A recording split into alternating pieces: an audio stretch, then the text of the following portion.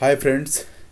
सो इस वीडियो में जो ये बहुत सीरियस वीडियो है और ये आपके अच्छे खासी रेडी और पूरी मेहनत की हुई क्रॉप को ख़राब होने से बचाने के लिए है। इस समय मेरे पास लगभग मेरे ज़्यादातर फार्म से प्रोडक्शन के वीडियो आ रहे हैं। मशरूम कहीं पे प्रोड्यूस हो रहा है, कहीं पे पिनहेड आ रहा है। ठीक है।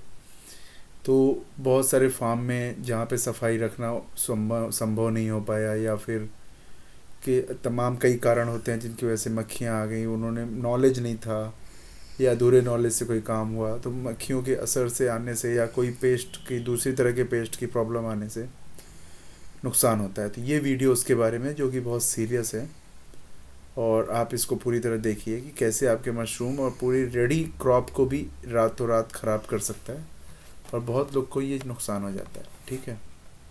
तो सबसे पहले हम देखेंगे कि पेस्ट मैनेजमेंट में क्या क्या इशू आते हैं। तो एक मक्खी आती है, मक्खी इसको मशरूम मक्खी बोलते हैं इंग्लिश में।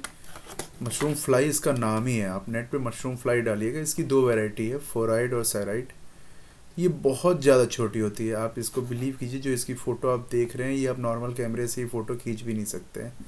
ये बहुत छोटी होती है और ये अपने अंडे देती है। आप देखिए जैसे लास्ट वाली फ़ोटो में देख रहे हैं, ये ओयस्टर मशरूम का फ़ोटो में है, लेकिन ये बटन में भी देते हैं, अंडे देते हैं। और ये इसके लार्वा जो है ना आपके मशरूम में छेद करके घुस जाते हैं।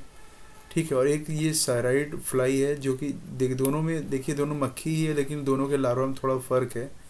ये गोरा सा लार्वा होता है, एकदम सफ़ेद सा, और आगे शुरुआत में कालापन होता है इसके मुंह के पास। और दूसरा वाला जो होता है इसका मुंह के पास तो कालापन होता है, शरीर बीच में जो है ना येलो और ब्लैक ऐसे धारियाँ लिए हुए होता है। इसका लार्वा ऐसा होता है, मक्खी ऐसी होती है और ये बहुत छोटे होते हैं। जो आप ध्यान से देखेंगे, अक्सर मैं जो चिपकू की फ़ोटो डालता हूँ देखेंगे उसमें बहुत छोटी छोटी जो मक्खियाँ होती हैं ना वो यही होती हैं ना।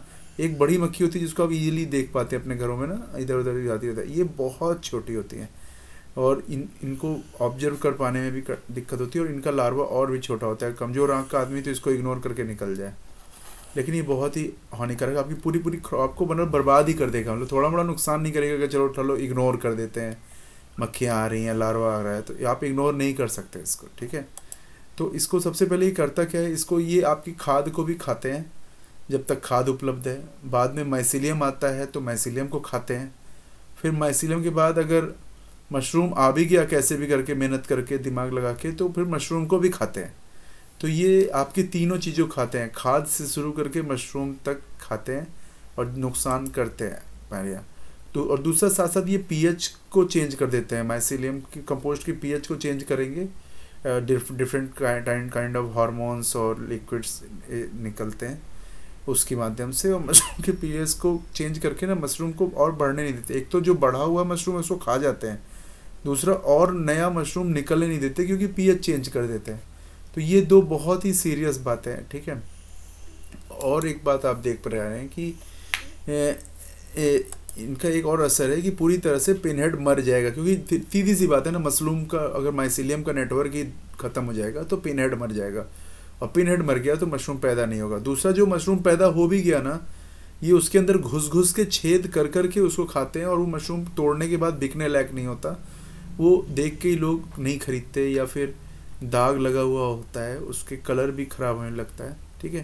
तो ये प्रॉब्लम बैक्टीरिया की प्रॉब्लम से अलग है। मतलब जो आपने बैक्टीरिया की प्रॉब्लम का वीडियोस मेरे देखे हैं कि बैक्टीरिया के असर से मशरूम की शक्ल बिगड़ जाती है, वो अलग प्रॉब्लम है। ये प्रॉब्लम ये जो प्रॉब्लम है आप देख रहे हैं, ये प्रॉब्लम बैक्टीरिया की नहीं है, ये प्रॉब्लम पेस्ट की है। मतलब कोई ऐसा जंतु या ऐसी कोई चीज़ जो चूहा है जैसे, ये भी एक प्रॉब्लम पेस्ट की है। ठीक है। मक्खियाँ हैं, दीमक है, ये सब पेस्ट की प्रॉब्लम है। ये फंगस की प्रॉब्लम नहीं है, ये बैक्टीरिया की प्रॉब्लम नहीं है, ये वायरस की प्रॉब्लम नहीं है। ये तीनों चारों चीज़ें अलग अलग है ना, फंगस, बैक्टीरिया, वायरस और पेस्ट। तो अभी ये पेस्ट कंट्रोल की बात हो रही है, तो इसमें पिनहेड रुक और मर जाता है। तो आपको लार्वा मक्खी को आने से रोकना है, मक्खी की प्रजाति को रोकना है। जैसे भी ये फ़ोटो देखिए आप, मशरूम के पीछे के हिस्से में देखिए छेद करके बहुत पतले से घुस गए, उसकी एक पूँछ लटक सी रही, जहाँ अगर मेरे कर्जर को आप ध्यान से देखेंगे, देखिए पीछे पूँछ लटक सी रही, कई सारे इसमें एक ही मशरूम में कई सारे छेद कर करके घुस गए हैं। और जो भी इसको कटिंग करेगा ना, अंदर इसको जिंदा मिलेंगे कीड़े कई सारे, है ना। और ये कंपोस्ट लगी हुई है इसके अंदर मशरूम में, और देख रहे हैं आप साइड वाली फ़ोटो में ये वही सेम मशरूम है जिसकी फ़ोटो ली गई, उसके ऊपर भी ये रेग रेग के चल रहे हैं। ये देख रहे हैं लार्वा जो है, मेरा कर्जर आप देख पा रहे हैं जहाँ पे कर्जर है ये, है ना, ये देखिए लार्वा इस पे रेंग रहे हैं, ये देखिए रेंग रहे हैं, ठीक है। तो ये खतरनाक होते हैं और ये बढ़ते हैं बहुत तेज़ी से और लाखों की संख्या में अभी हो जाते हैं। तो इनको कंट्रोल करने के लिए अगर आपको लगे कि आपके प्रोजेक्ट में बहुत ज़्यादा हो गया है और एकदम बहुत बड़ा इन्वेस्टमेंट रिस्क पे है, तभी जाके जो आगे मैं मेडिसिन बता रहा हूँ, मैं बहुत हार्श मेडिसिन भी बताने वाला हूँ, बहुत एक मीडियम लेवल पे भी चीज़ें बताने वाला हूँ, और एक बताने वाला हूँ जिससे आदत लग जाएगी। फिर मैं ऐसी चीज़ें बताने वाला हूँ कि ऐसी कंडीशन ही नहीं आए कि आपके यहाँ ये लार्वा आए ही, है ना, प्रिवेंटिव कि भाई हमें कोई केमिकल क्यों ही यूज करना पड़े, है ना, हमारे पास ऐसी मजबूरी क्यों ही आए। तो इसीलिए तो ये वीडियो मैं रिकॉर्ड कर रहा हूँ ताकि आपको चीज़ें डिटेल में पता चल जाए। अगर ये वीडियो आप इंग्लिश में देखना चाहते हैं तो इसके लिए मैं एक अलग से इंग्लिश वीडियो भी दूंगा, और ये हिंदी में वीडियो है। और जो चैनल के मेंबर्स हैं, जो लोग ने मेंबर्स ज्वाइन किए हैं, या जो लोगों ने पेड ट्रेनिंग ज्वाइन करी है, उन सबको ये वीडियो अवेलेबल होगा। और बाकी लोगों को भी ये नॉलेज मैं समय समय पे देता रहता हूँ जहाँ पे भी अवेलेबल होता है, ठीक है। देखिए ये नुआन है जो कि बहुत हार्श मेडिसिन है, आप इसको तभी यूज करें जब आपकी पूरी आपको लगे कि अब आप किसी और तरीके से कंट्रोल नहीं कर पा रहे हैं, ठीक है। और इसको करने के बाद ना 2 घंटे तक सारे डोर, इवन एग्जॉस्ट का छेद, पूरे कमरे को मतलब लीकेज से बंद कर दीजिए।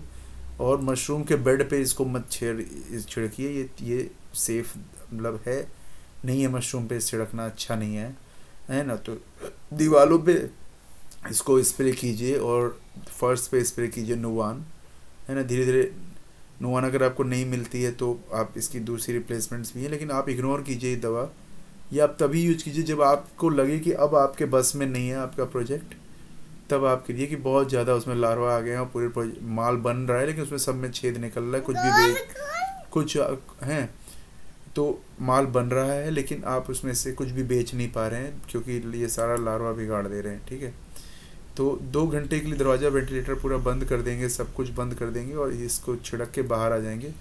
मशरूम के बेड पे मत करिए, आप सिर्फ इसको दीवारों पे, ज़मीनों पे छिड़क देंगे ना, तो भी आपके इवन बेड के अंदर भी जो कीड़े होंगे वो मर जाएंगे। तो ये इतना इफ़ेक्टिव है, लेकिन रेकमेंड आप तभी करिए जब ये हार्श मेडिसिन है, ठीक है।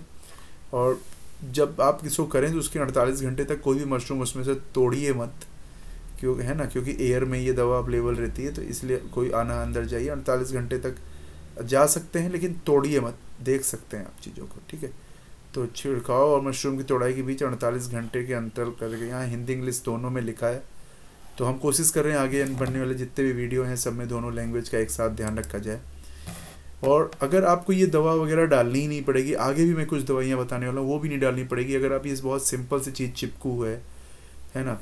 इसकी लिंक भी डिस्क्रिप्शन में भी दी हुई है। मशरूम शॉपिंग का पोर्टल, जो लोग ट्रेनिंग कर रहे हैं उनको एक मैं लिंक देता हूँ उस पोर्टल पे भी, वहाँ पे शॉपिंग पोर्टल है और डिफरेंट वीडियो के डिस्क्रिप्शंस में भी अवेलेबल है, बायोलिंक्स/विनय प्रताप सिंह करके या फिर एग्रीबाइट करके, वहाँ से भी आप चिपकू खरीद सकते हैं। अमेजन के पोर्टल से लिंकेज है उसका, है ना, अमेजन से भी ले सकते हैं और इसकी लिंक इस वीडियो के डिस्क्रिप्शन में भी है।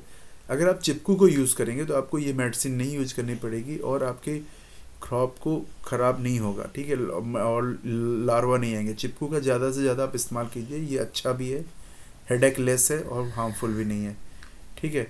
तो उसके बाद अगर मान लीजिए इन केस आपको लगता है कि आपके यहाँ इन मक्खियों का कुछ ज़्यादा ही असर है और आपकी दीवारें हैं वो खुरदरी हैं, उसमें भी जाके उन्होंने लार्वा वगैरह दे दिए हैं और कोने कोने में आपको प्रॉब्लम है, तो आप परमेथ्रिन डस्ट नाम का होता है, ये यूएस में और नीदरलैंड्स यूरोपियन कंट्री में ज़्यादा यूज़ होता है और अपने इंडिया में भी अवेलेबल है। और ये स्प्रे के फॉर्म में है, लिक्विड के फॉर्म में, पाउडर के फॉर्म में, कई तरीके से आता है और लंबे समय तक ये पूरा आपके पेस्ट को रोक देगा। मतलब एक बार आपने इस डस्ट को कमरे में स्प्रे किया पूरा, तो बहुत बहुत दिनों तक मक्खियाँ आएंगी ही नहीं, है ना, मक्खियाँ वहाँ पे अंडा भी नहीं देंगी। और ये बहुत अच्छी चीज़ है ना, और ये सेफ़ भी है और हाँ इंसानों के लिए भी अच्छा है। तो आप इसको देखें कि कई फार्म में उपलब्ध है इंटरनेट पे, आप देखिएगा, है ना। तो ये पिक्सल के नाम से, पिक्सॉन के नाम से बहुत सारे अलग अलग ब्रांड में आता है, लेकिन इसका मेन फार्मूला परमेथ्रिन डस्ट है, ठीक है। आप नेट पे डाल के देखिएगा। इसका पेस्ट कंट्रोल में घरों में भी यूज करते हैं। मकड़ियाँ हैं, छिपकली है और तमाम तरह के दीमक है जैसे, या फिर मक्खियों के अंडे हैं, बैक्टीरियाज हैं, उन सबको दूर भगाने मारने के लिए इसका इस्तेमाल होता है। और इसकी खास बात ये है कि कोने कोने में घुस जाता है अपने आप ही जाके, है ना, फ्यूम की तरह है, धुएं जैसा होता है, तो इसीलिए डस्ट बोलते हैं इसको। तो इसको यूज करते हैं। लेकिन मैं आपको जो कहूँगा कि जो दवा आपको पक्का खरीद के अपने फार्म में रख लेनी चाहिए वो है ये मेलेथियान। मतलब ये उन्हीं मक्खियों के लिए, सारी दवाइयाँ आपको नहीं लेनी, इन सब में कोई एक लेनी है, तो मेरे हिसाब से आपको मेलेथियान लेनी चाहिए। बाकी आप तभी करिए जब आपको लगे कि आउट ऑफ कंट्रोल है चीज़ें। तो मेलेथियान जो है आपके कंपोस्टिंग एरिया में भी आप स्प्रे मार सकते हो, जिससे अगल बगल मक्खियों के अंडे, अगर आप भैंस पालन कर रहे हैं, गाय पाल रहे हैं, बकरी भी पाल रहे हैं, अन्य खेती से जुड़े ऐसे व्यापार कर रखे हैं जिसकी वजह से वहाँ पे गोबर वगैरह बहुत है, मक्खियाँ बहुत है, गंदगी है, बाहर नालियाँ बह रही हैं, कुछ ऐसी कंडीशन है गांव में और आप उसे कंट्रोल नहीं कर सकते, तो आप मक्खियों को कंट्रोल नहीं कर सकते। तो आप मक्खियों को कंट्रोल करने के लिए मेलेथियन का स्प्रे आसपास भी करिए, बाहर भी करिए, अपने ग्रो रूम की दीवारों पे करिए, ग्रो रूम के अंदर जो रास्ते हैं उसके ऊपर करिए, ठीक है। तो ये मेलेथियन कई फॉर्मेट में अवेलेबल है, लिक्विड में भी, स्प्रे में भी, पाउडर में, ठीक है। और इसको कैसे यूज करना है देखिए, फ्लश के बाद, मतलब जब मशरूम का फ्लश आने वाला है उसके एक हफ्ते पहले केसिंग मिट्टी पे कर देंगे, तो जितने भी लार्वा वगैरह, अंडे वगैरह मक्खी ने दिए भी हैं अगर, तो वो मर जाएंगे, और जिससे कि आपके वो लार्वा जो है और अगर अंदर जो भी हैं वो आपके मशरूम को नुकसान नहीं करेंगे, ठीक है। तो मेलेथियन का आप देख रहे हैं बहुत ही ये कम यूज होता है। अगर आप ऐसे समझें तो 10 लीटर में सिर्फ 1 ml आपको यूज करना है, 1 बूंद 1 ml, ठीक है। बहुत कम ये दवा यूज करनी, मतलब एक बार आप पैकेट खरीदोगे ना, वो आपके बहुत दिन तक चलता रहेगा, 1-2 साल तक, ठीक है। तो आप देख रहे हैं कि इसमें इसको यूज करने के कई तरह की गाइडलाइंस है, जो डिफरेंट स्टेज पे यूज किया जाता है। एक स्टेज है कि क्रॉप पे पहले ही यूज कर लिया था ताकि लार्वा मर जाएं इसके, और दूसरा ये है कि मक्खियों के लार्वा को फसल के दौरान मारने के लिए केसिंग से 1 हफ्ते पहले, मतलब के हैं इसको यूज किया, मतलब केसिंग करने के 1 हफ्ते बाद इसको यूज किया जाता है कि है। तो यहाँ पे देखिए बात क्लियर लिखी कि आवरण यानी केसिंग के 7 दिन बाद क्यारियों पर मेलेथियन का 0.01%, मतलब 1% का भी 1/4 हिस्सा, मतलब अगर आपने 10 लीटर पानी लिया तो उसमें मात्र 1 बूंद 1 ml ही इसको आप डालेंगे, है ना, बहुत कम है ना, पोलियो के ड्रॉप जैसा 1 बूंद। और उसके बाद उस पानी को स्प्रे करेंगे तो आप देखेंगे मक्खियाँ जो हैं वो वहाँ नहीं आ रही हैं, और अंडा भी देना बंद कर दिया उन्होंने। और इसका इस्तेमाल आप केसिंग में भी स्प्रे कर सकते हैं, केसिंग में मिला सकते हैं, आप देख सकते हैं ना।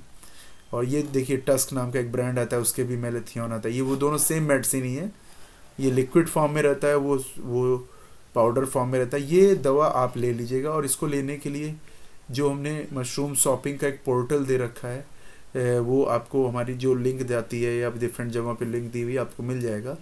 नहीं मिले तो आप हमें व्हाट्सअप कीजिए, तो वहाँ से आप क्लिक करके इसको ऑनलाइन भी खरीद सकते हैं, जो कि अमेजन की ही लिंक होती है। हमने बहुत सारी चीज़ें जो मशरूम के लिए खेती में ज़रूरत पड़ती है उसको सब एक जगह इकट्ठा करके एक लिस्ट बना दी है, तो उस लिस्ट में इसकी भी लिंक है, वहाँ से आप इसको ले सकते हैं। या फिर आसपास की आपकी अगर ठीक ठाक खेती की दुकानें हैं, अच्छी बीज की दुकानें हैं, कुछ तो बड़ी दुकानें, तो वहाँ आपको मिल भी सकती है, ठीक है।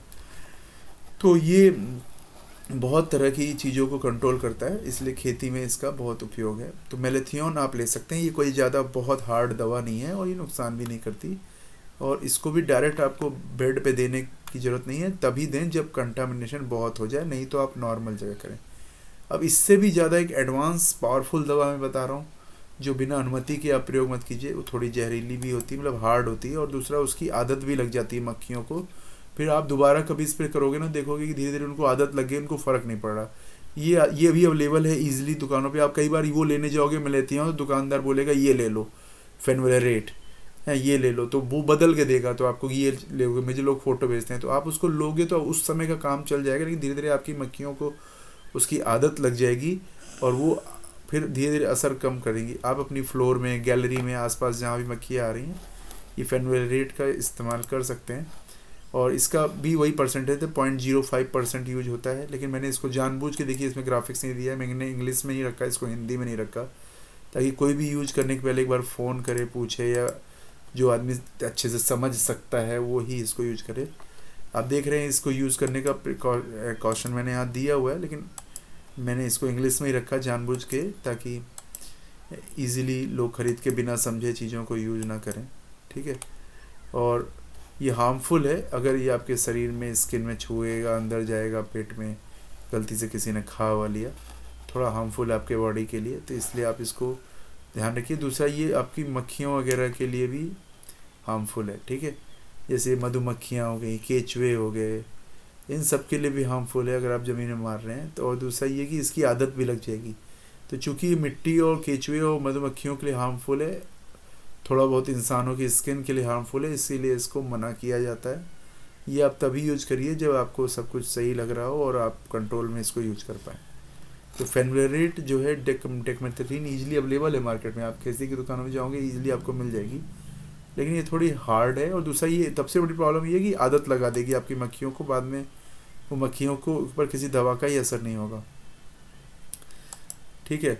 तो जितनी बातें आपने सुनी, अगर और जितने भी और भी 50 वीडियो आपने पहले देखे होंगे हमारे चैनल पे, दूसरे चैनल पे, खेती की बातों में तमाम तरह की ट्रेनिंग के दौरान आप मुझसे मिलते रहते हैं, तो उसमें जो भी बातें मैं बोलता हूँ उसमें कौन सी ऐसी बातें जिसकी अगर समरी बनाएं जाकि ये प्रॉब्लम ही नहीं आए, भगवान करे ये मक्खियाँ वक्खियाँ हमारे में आए ही नहीं, कोई ऐसी रोग ही नहीं लगे, कुछ ऐसा ना हो, तो क्या करना चाहिए। तो सबसे पहले सीमेंटेड फर्श पे लार्वा नहीं आए हमारे, मतलब मक्खियों के अंडे उसमें हमारे फर्श में, तो सबसे पहला उसमें थंब रूल है, अगर आप ये अनुशासन जो मैं बोलने वाला हूँ पालन करेंगे, आपके प्रोजेक्ट को कभी भी ये लार्वा से लगने वाले जितने भी रोग हैं, जितने भी प्रकार के मशरूम में दिक्कतें होती है, एक भी नहीं आएगी। नंबर 1, सीमेंटेड फर्श का इस्तेमाल कीजिए, यानी प्रिवेंटिव आपको रखना है, प्रिवेंटिव हेल्थ केयर जैसे होती है, तो मशरूम में भी आपको प्रिवेंटिव सुरक्षा रखनी है, ठीक है। आप जब कंपोस्ट बना रहे हैं कम से कम 6 घंटे तक 59 डिग्री या उसके आसपास का 60 सेंटीग्रेड 59 डिग्री टेम्परेचर बने आपके कंपोस्ट में। और टेम्परेचर तभी बनेगा आपके कंपोस्ट में जब आप इनफ होगी, वो बहुत कम मात्रा में आप करोगे तो टेम्परेचर नहीं बनेगा। तो 500 किलो 400 किलो के नीचे आप कर रहे हो तो टेम्परेचर नहीं बनेगा। तो 500 किलो में कम से कम बहुत बुरी कंडीशन में 400 किलो के नीचे कंपोस्ट बनाने के लिए मना किया जाता है। खासकर पाइप विधि से आप बनाइए ताकि अच्छे से टेम्परेचर बने।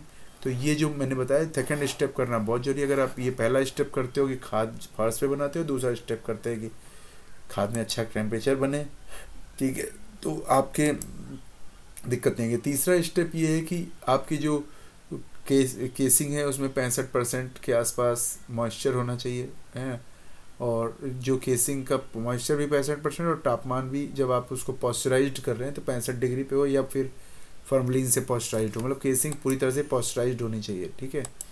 तो और एम्प्टी रूम जो आप ग्रो रूम कर रहे हैं उसमें 2% फॉर्मलिन मारेंगे तो क्या होगा, जितने भी लार्वा हैं, मक्खी के लार्वा हैं, वो आपका मर जाएंगे। आप खोलोगे कंपोस्ट में तो हम फॉर्मलिन मारते हैं, तो फिर क्यों आ जाता है लार्वा, तो उस समय नहीं आता है लार्वा, आप नहीं मार रहे हैं, दूसरा वो खुली पड़ी हुई है, फॉर्मलिन उड़ गई है, तब आता है जब 28 दिन तक आप लंबी विधि कर रहे हैं, पाइप विधि से कर रहे हैं तो उस दौरान नहीं आता क्योंकि वो ढकी होती है। लेकिन जैसे ही कंपोस्ट ठंडी होती है ना, 2 दिन कूल डाउन का पीरियड होता है और आप अंदर शिफ्ट कर रहे होते हैं, आपके एक आध दिन ग्रो रूम में पड़ी रहती है कंपोस्ट ऐसे ही, और तो वो तो उसी दौरान देखेंगे खूब मक्खियाँ अंदर आ रही हैं, वो कंपोस्ट में बैठ रही हैं, उस दौरान ही वो अंडा दे देती है और आपको एहसास भी नहीं होगा कितनी देर में वो अपना कांड कर देते हैं। तो इसलिए आपको चिपकू पहले से लगा के रखना है। कोशिश करिए ग्रो रूम में चिपकू पहले लगाइए, कंपोस्ट बाद में घुसाइए, ठीक है। तो कमरे को 2% फॉर्मलिन से आपने करते ही है, तो अगर आप ये सब कर रहे हैं जो लिख रहा है तो आपको ये दिक्कत नहीं आएगी जो मैं बोल रहा हूँ। चिपकू लगा रहे हैं प्लस ये सब कर रहे हैं। और दूसरा, मेलेथियन का स्प्रे जो अपनी दीवारों पे ग्रो रूम में पहले ही कर दीजिए, आप दीवारों पे कर दीजिए। एक है तो 10 लीटर में 1 ml है ना, अगर 20 लीटर की टंकी का स्प्रे कर रहे हैं 2 ml डाल के स्प्रे कर देंगे, बहुत सस्ता सा, मतलब 2 रुपये का भी सोल्यूशन नहीं है ये, लेकिन 2 रुपये खर्च करके हम कर सकते हैं। और 7 डे केसिंग के बाद भी आप इसको एक बार दीवारों पे और स्प्रे कर दीजिए, तो ताकि जो भी लार्वा के चांस हैं, मक्खी के चांस हैं, वो नहीं आए, ठीक है। बाद में जब एक बार आप मशरूम बेच लें, मतलब फर्स्ट फ्लश बीत जाए, तो सेकंड फ्लश में आप आराम से डेल्थामेथ्रिन नाम की इसी का एक वेरिएंट दवा आती है, वो आप करेंगे 1 ml 10 लीटर में। तो आप सेकंड फ्लश में इसलिए बोला जाता है कि उस समय तक और ज़्यादा मैच्योर लार्वा हो सकता है अगर आ गया कहीं से, तो ये दवा बताई जाती है, ठीक है। दूसरा है कि आप बाद में जो दीमक की दवा आती है डेक्लोरोवास, उसको भी 0.01% दीवारों पे और सेकंड फ्लश के बाद स्प्रे कर सकते हैं। तो ये तीनों दवाइयाँ देख रहे हैं, तीनों अलग अलग टाइम पे अलग अलग फ्लश के बाद ना दवा बदल गई, सेम मेलेथिओन दवा यूज नहीं हो रही है। तो जो फार्मूला दिया गया है ये दवा आप यूज़ करेंगे तो ये सेफ प्रैक्टिस है, स्टैंडर्ड ऑपरेटिंग प्रोसीजर है सारे फार्म का, ये करके वो अपने फार्म को सुरक्षित रखते हैं और कोई बुरी कंडीशन में जाने नहीं देते जिससे उनको तेज़ दवाइयाँ और तमाम खर्चे फालतू के नुकसान सहना पड़े। उसके अलावा ब्लीचिंग पाउडर जो आप डेली पानी का सिंचाई कर रहे हैं उसके अंदर 1 ग्राम ब्लीचिंग पाउडर 1 लीटर पानी में के हिसाब से है, मतलब अगर 10 लीटर पानी है तो 10 ग्राम ब्लीचिंग पाउडर डाल के ही स्प्रे करें ताकि कोई नए बैक्टीरियाज ना आए। जो बैक्टीरिया आपके मक्खियों के पैरों के माध्यम से आते हैं जगह जगह पे उनका सोर्स स्केल आउट हो जाए। तो पानी ये आप करोगे तो जितनी भी ये 10 चीज़ें बता रहे आप करेंगे अगर, तो अब दूसरा ये कि लाइट ट्रैप यूज कीजिए, मतलब है ना फंगल एजेंट्स को रोकने के लिए, मतलब फंगल एजेंट्स मतलब मक्खियों को रोकने के लिए आप वही चिपकू का इस्तेमाल कीजिए, वो यहाँ लिखा गया 9 नंबर में, जो 9 नंबर टॉपिक है, जो 9 नंबर टॉपिक है उसके लिए ये बोला गया। दूसरा ये कि जब आपका मशरूम की फसल बीत जाए और आप कंपोस्ट बाहर करेंगे, उससे ले जाके नर्सरी बनाएंगे, मैं कई जगह बार बोला हूँ आप मशरूम की कंपोस्ट से नर्सरी बनाने का व्यवसाय खड़ा करिए, तो है ना। तो उसके बाद क्या कहते हैं, जो नर्सरी बनाने का व्यवसाय खड़ा करेंगे तो आप अपना जो अगली फसल की तैयारी करेंगे अपने ग्रो रूम में, तो अंदर 2 ऑप्शन है, या तो फार्मलिन से पूरा स्प्रे करवाइए अंदर, और या फिर अगर हो सके तो अगर हो सके तो 70 डिग्री की भाप अंदर दौड़वाइए। तो उसके लिए तरीका है, मैं बताऊंगा अलग से आपको किसी दूसरे वीडियो में, कि 70 डिग्री के टेम्परेचर में 8 से 10 घंटे तक इतना तापमान देना, इतनी हीट पैदा करना कठिन काम है, इसीलिए फार्मलिन से करते हैं। तो जो आप देख रहे हैं कि कुक आउट करते हैं, मतलब अंदर इतनी गर्म भाप दौड़ा देते हैं कमरे के अंदर कि जितने बैक्टीरिया हैं वो मर जाते हैं। तो ये इंडस्ट्रियल लेवल पे किया जाता है कि आपके पास प्रोफेशनल फार्म बना हुआ है, अगर नॉर्मल फार्म है तो आप फार्मलिन से काम चलाइए। तो अभी तक जो मैं आपको बोला था वो मशरूम मक्खी एक बोलते हैं, छोटी सी होती है, उसके बारे में था, और वो 2 प्रकार की होती है, उसके लार्वा से बहुत नुकसान होता है। उसके अलावा एक और वैरायटी है, देखिए स्प्रिंग टेल्स, ये बहुत छोटी छोटी सी होती है, जो जुएँ होते हैं ना, ये बालों में जुएँ आ जाते हैं वैसे होती है। और यहाँ पे मैं एक वीडियो भी अटैच करूँगा, है ना, जो आप देख पाएंगे। और ये सब असली फार्म्स मैं जानता हूँ जहाँ पे ये आता है, कैसे सुधारते हैं। तो इनकी ये वीडियो देखने के बाद आप देखिएगा, तो ये वीडियो आप देख लीजिए, मैं थोड़ी देर रुक जाता हूँ यहाँ पे।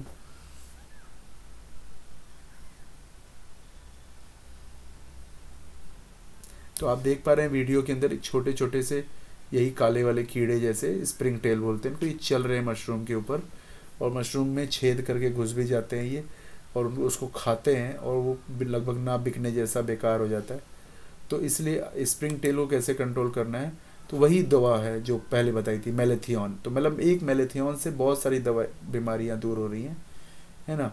और डाइक्लोरोवास यानी कि जो दीमक वाली दवा है वो भी, ये परसेंटेज लिखा हुआ है कैसे स्प्रे करना है आप देख सकते हैं।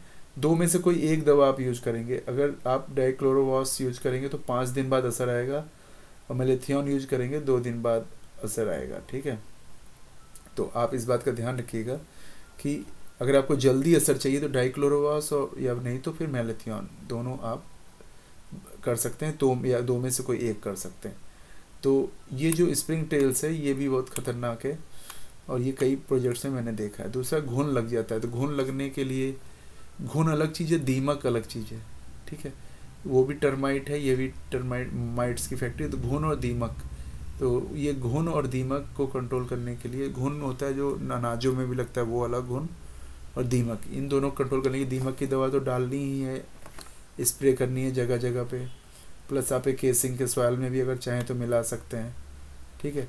तो ये है दीमक और घुन की दवा, और इसको आप कैसे करोगे, तो देख रहे हैं डाइकोफोल जो है 0.1% के हिसाब से छिड़काव कर सकते हैं। डाइकोफोल एक दूसरी मेडिसिन है, ठीक है। और burning sulphur in the empty room के अंदर ना सल्फर को जला के छोड़ देंगे, उसका धुआं जो होता है उससे भी ये ख़त्म हो जाता है आपका ये घुन और है दीमक है, ये भी ख़त्म होते हैं, ठीक है। उसके अलावा कुक आउट करेंगे 70 सेंटीग्रेड पे 1-2 घंटे तक, तो ये भी मर जाएगा, घुन और दीमक मर जाते हैं 2 ही घंटे के अंदर।